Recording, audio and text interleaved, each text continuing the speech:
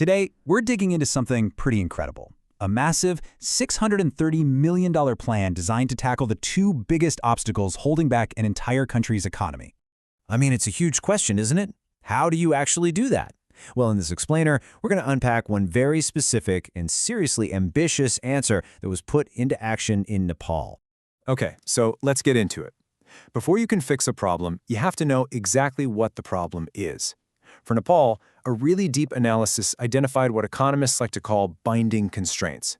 Think of them like the two biggest brakes holding a car back. If you can release those, you can finally start to accelerate.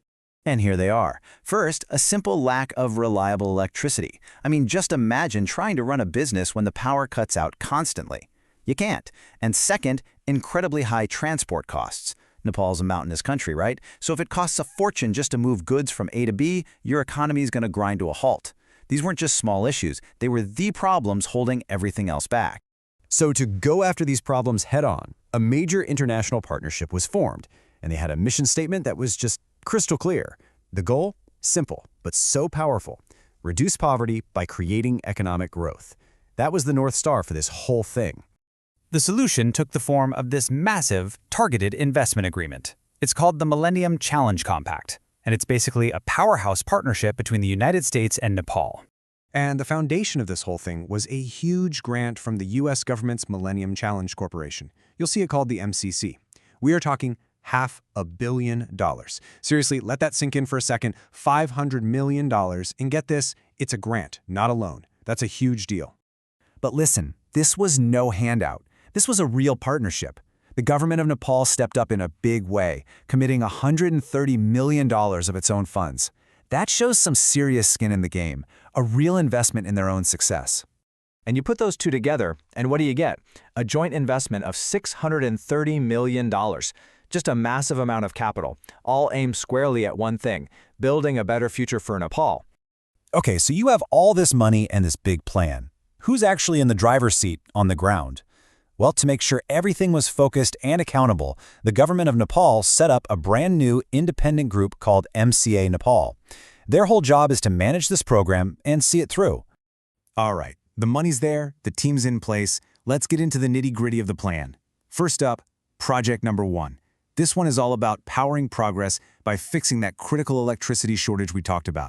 And this was no small-time fix. The plan was incredibly ambitious. We're talking about building roughly 300 kilometers of new high-voltage power lines, putting up 3 brand-new modern substations, and, this is key, building a second power line connecting Nepal to India, which opens up the door for trading electricity. On top of all that, they even provided support to set up a new independent regulator to oversee the whole sector.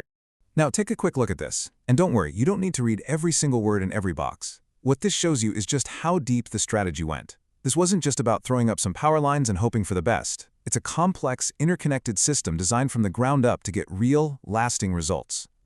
So what's the bottom line here? The end goal was to dramatically boost the electricity supply, slash those frustrating power cuts, and put Nepal in a position where it could actually buy and sell electricity with India. That makes their entire power sector more stable and, importantly, financially sound for the long haul. All right, so the lights are coming on, which is great, but with the power problem getting solved, how do you get the economy literally moving?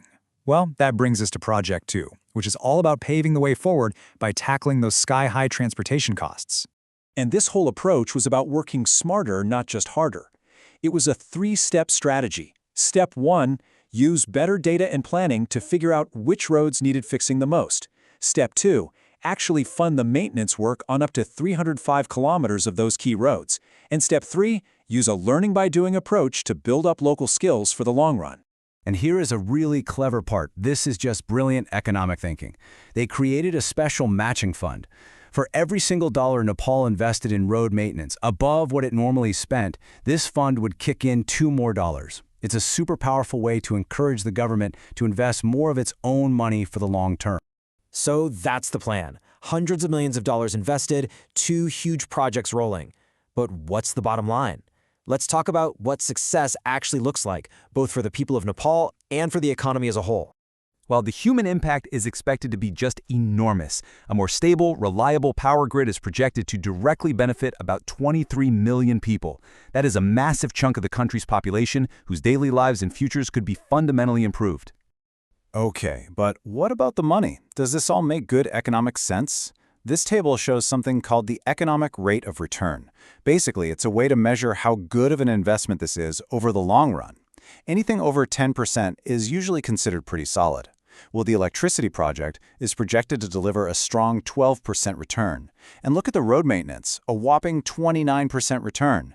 These are fantastic numbers that tell you this isn't just spending money, it's an incredibly efficient investment that's expected to create a ton of value for years.